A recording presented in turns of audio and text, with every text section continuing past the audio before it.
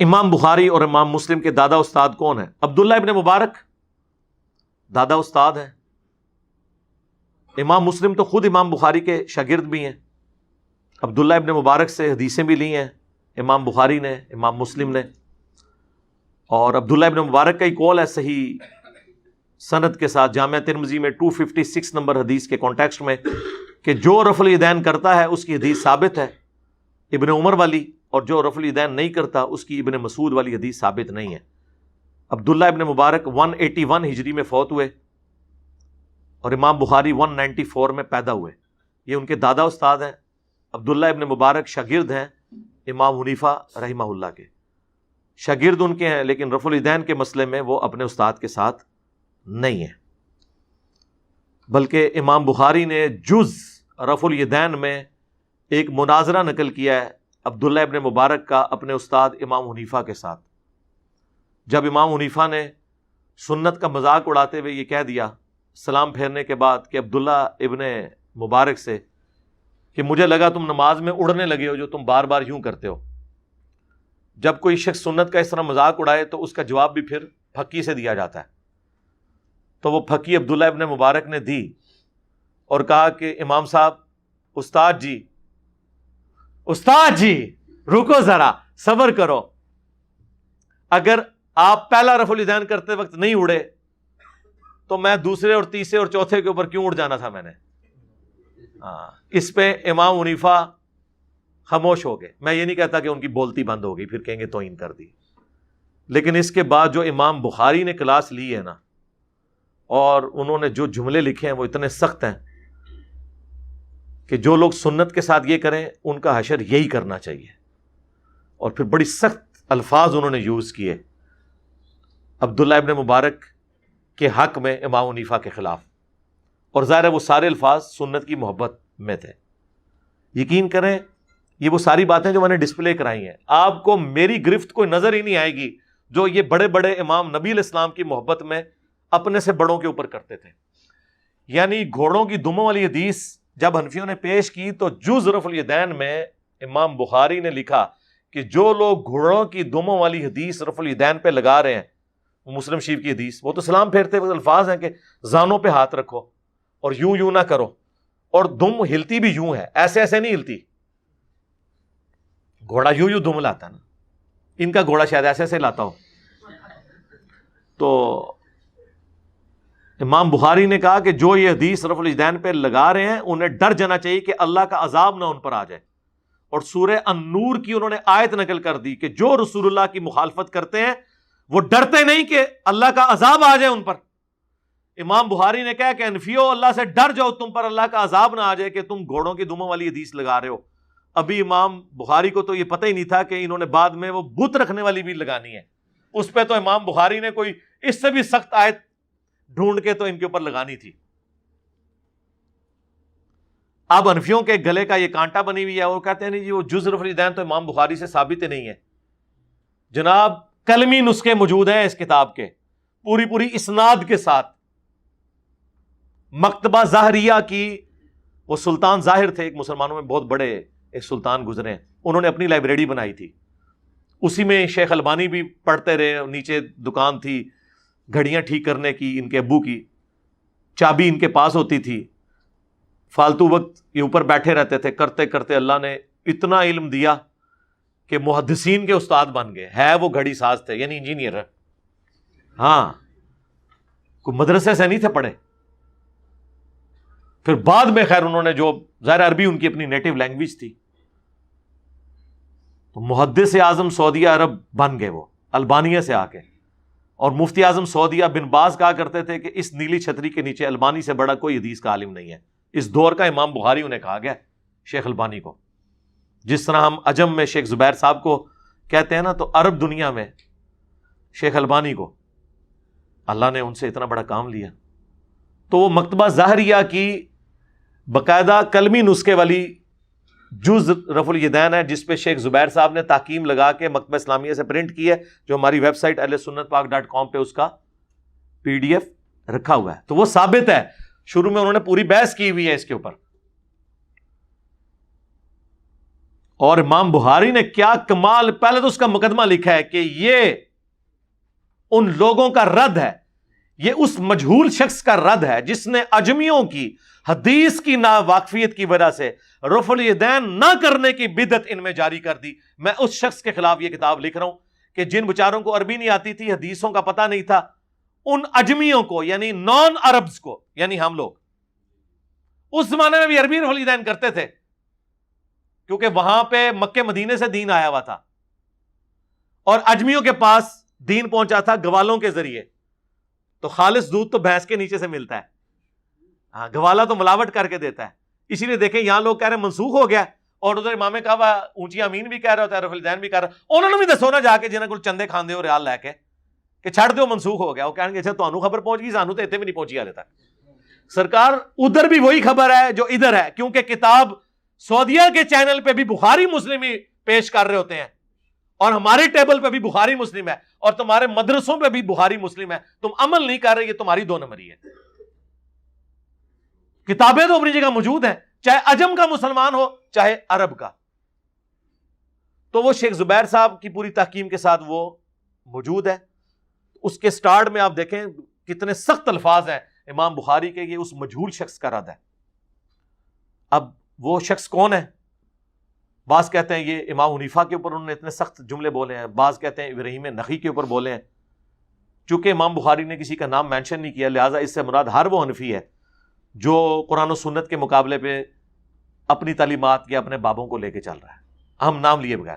اور امام بخاری نے 100 سے زیادہ احادیث اور آثار رفع الیدین کے حق میں لیے ہیں، اور پہلی حدیث مولا علی سے لی ہے، تاکہ اگر کوئی کہنا جی ابو بکر سے ثابت کریں رفع الیدین، جی عمر سے ثابت کریں، عثمان سے، علی سے، انہوں نے کہا چھڑ دو، رکو ذرا، صبر کرو، ہم علی سے ہی ثابت کر دیتے ہیں، تاکہ پھر یہ سوال ہی نہ کرو کہ آخری وقت تک کرتے تھے یا نہیں کرتے تھے۔ ہاں خلفائے راشدین کرتے تھے یا نہیں کرتے تھے۔ اس شخص سے حدیث لے کے آئے کہ جو تینوں خلفاء کے ساتھ رہا اور رسول اللہ کے ساتھ رہا، اگر کوئی حدیث منسوخ بھی ہوئی تھی جو ابو بکر عمر عثمان کو بھی نہ پتا چلی، مولا علی سے تو نہیں چھپی ہوئی تھی۔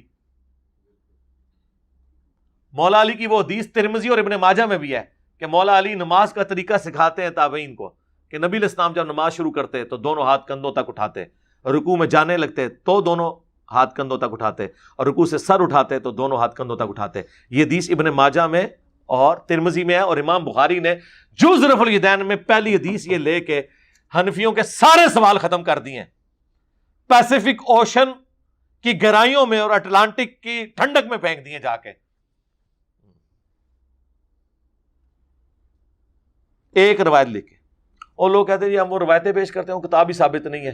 اور یار جو لوگ بخاری مسلم کی رفع الیدین کی حدیثیں نہیں مانے ہوئے ہیں، ان سے آپ نے جز رفع الیدین کی حدیثیں منوانی ہیں امام بخاری کی کتاب کی، اور جو قرآن کے عقیدوں کو نہیں مانے ہوئے، ان سے آپ نے امام بخاری کی کسی کتاب سے کوئی بات نقل کر کے ان سے منوانی ہے۔ لیکن پھر بھی ہمارے کلمہ کو بھائی ہیں، نمازیں ان کے پیچھے پڑھیں، چندے ان کو دیں، یہ آپ کو مسجد سے نکالیں تب بھی پیچھے پڑھیں، تاکہ آپ خاموش دعوت کریں سنت کی انشاءاللہ۔ سجدوں والا رفع الیدین نبی الاسلام نے کبھی کیا کبھی چھوڑا نہیں جی، ہمارے نزدیک کوئی صحیح سند سے نبی الاسلام سے ثابت نہیں ہے۔ شیخ البانی نے ایک حدیث کو صحیح کہا ہے، سنن نسائی کی، وہ قتادہ کی تدلیس کی وجہ سے ضعیف ہے، ہم اس کو جواز کی حد تک مانتے ہیں۔ حضرت انس بن مالک کا عمل جز رفع الیدین میں آیا ہے کہ انہوں نے سجدوں کے درمیان رفع الیدین کیا تھا، میں بھی کبھی کبھار کر لیتا ہوں، تو لہٰذا آپ کو اس کا جواب مل گیا۔ جو حنفیوں کا اعتراض ہے یہ بالکل غلط ہے، اس کی وجہ سے باقی 4 رفع الیدین ایسے ہیں جن کے اوپر اجماع ہے اہل سنت کی کتابوں کا۔ نماز شروع کرتے وقت، ہر دفعہ رکوع میں جاتے ہوئے، ہر دفعہ رکوع سے اٹھنے کے بعد، اور 2 رکعتوں سے اٹھنے کے بعد۔ باقی جو رفع الیدین ہیں وہ اختلافی ہیں، ان کی وجہ سے یہ کیوں ختم کر رہے ہیں آپ؟ یعنی سجدوں کے درمیان رفع الیدین، ہر اٹھک بیٹھک کے اوپر رفع الیدین تکبیرات کے ساتھ، جس طرح شیعہ کرتے ہیں، تو یہ تو کام نہ کریں۔ تو ختم کرنا تھا اپنا بھی پہلا ختم کرو نا، اپنے عید کے بھی ختم کرو نا، ہاں اپنے دعائے قنوت سے پہلے والا ختم کرو نا، اگر پہلے کے سوا سارے جو ہیں وہ ختم ہوئے ہیں اور کیسے کیسی 2 نمبر انہوں نے نیت سکھائی ہوئی ہے عید کی، کیا کہتے ہیں 6 زائد تکبیروں کے. کیسے 2 نمبر نے؟ کیا کرو 6 زائد تکبیروں کے مال رفع الیدین کے. ہاں ان تکبیرات کے ساتھ رفع الیدین نہیں کرتے کیا؟ کرتے ہیں نا. اے بھی نال بولیا کرو نا، تاکہ لوگ تو پوچھن کہ اچھا ابھی تک تو یہ گھوڑوں کی دمیں تھیں، ابھی تک تو بغلوں میں بت رکھ کے آتے تھے، ابھی تک تو نماز کا سکون برباد ہوتا تھا، اے عید بعد پھر برباد کر لے اپنا سکون بھی. تو انو اللہ نے برباد کیتا ہے سنت دی نفرت دی وینا. امام بخاری نے جڑی بدواواں تو دیتی ہیں نا جز رفع الیدین بالکل صحیح دیتی ہیں. نبی پاک صلی اللہ علیہ وآلہ وسلم نے رفع الیدین ہمیشہ کے لیے حکم دیا. جی ہمیشہ کے لیے حکم دیا. صحیح بخاری میں حدیث ہے صلو کما رأیتمونی اصلی، نماز اس طرح پڑھو جس طرح مجھے نماز پڑھتے ہوئے دیکھتے ہو.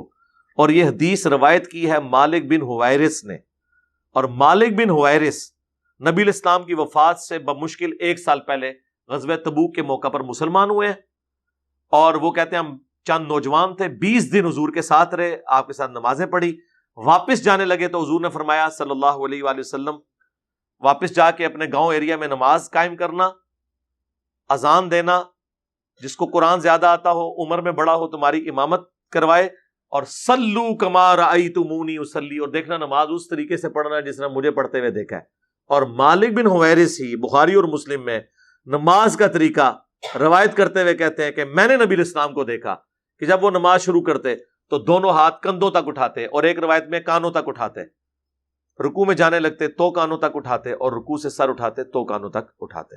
تو جب نبی الاسلام یہ فرما رہے ہیں کہ نماز اس طرح پڑھو جس طرح مجھے پڑھتے ہوئے دیکھتے ہو، اور جس شخص سے یہ کہہ رہے ہیں وہ یہ بتا رہا ہے کہ میں نے حضور کو ایسے پڑھتے ہوئے دیکھا، تو A is equal to B and B is equal to C, hence A is equal to C. بالکل کلیئر کٹ ہے.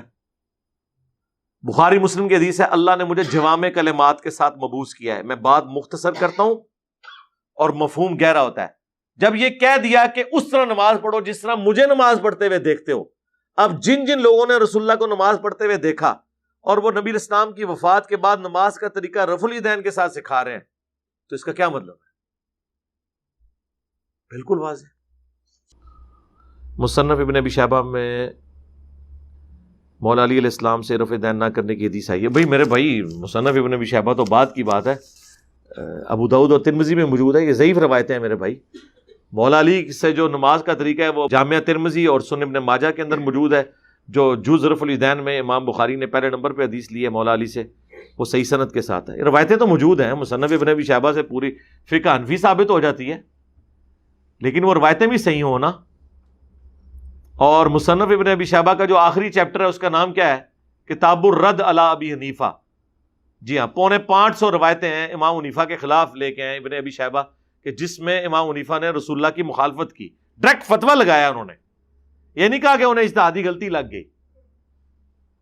اور اس کا چیپٹر کا نام ہے کتاب الرد علی ابی حنیفہ.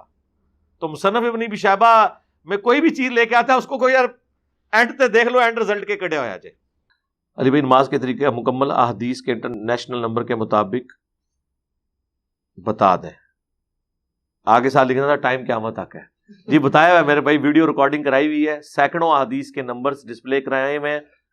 نماز کا پریکٹیکل لکھے، میری ویڈیو کھل جائے گی. آلموسٹ 1.6 ملین لوگ دیکھ چکے ہیں. اس میں نہ صرف نماز میں جو کچھ پڑھا جاتا ہے اس کی حدیث کے نمبر بتائے ہیں، بلکہ جو پوسچرز ہیں نا کہ یہ ہاتھ ایسے اٹھانے ہیں تو یہ کس حدیث میں لکھا ہے وہ حدیثیں الگ سے شو کی ہیں، اور ساتھ ساتھ وہ حدیثوں کے نمبر چینج ہوتے جاتے ہیں. انٹرنیشنل نمبر ہے وہ، آپ دیکھ لیں، ہو چکا ہے یہ کام. یعنی جو آپ ویڈیو بنوانا چاہ رہے ہیں یہ بن چکی ہے الحمدللہ. رفع الیدین کے اوپر بھی ویڈیو ریکارڈ ہو چکی بھی ہے. مسئلہ 70B رفع الیدین سے متعلق فرقہ وارانہ نظریات کا تحقیقی جائزہ، وہ آپ دیکھ لیں، اس میں میں نے تفصیل کے ساتھ الحمدللہ بیان کر دیا.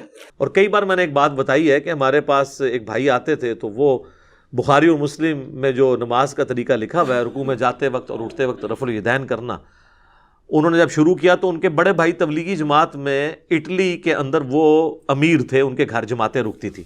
وہ چھٹیوں پہ آئے تو وہ آگے آتے ہی سیدھا، ان دنوں میں اپنے گھر میں درس دیا کرتا تھا، سیدھا آ کے چڑھائی کر دی جی میرے بھائی کو آپ نے قادیانیت کی طرف لگا دیا ہے.